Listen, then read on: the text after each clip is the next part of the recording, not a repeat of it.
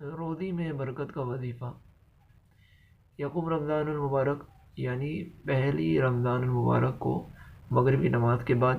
جو کوئی 21 مرتبہ انا انزلناہ فی لیلۃ القدر،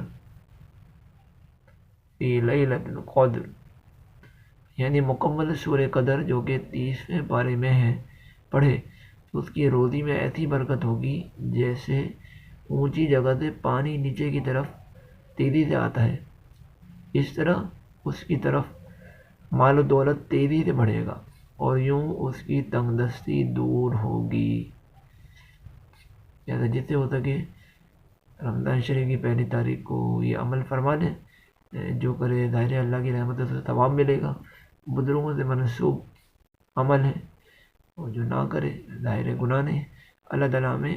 اپنی رضا کے مطابق زندگی گزارنے کی توفیق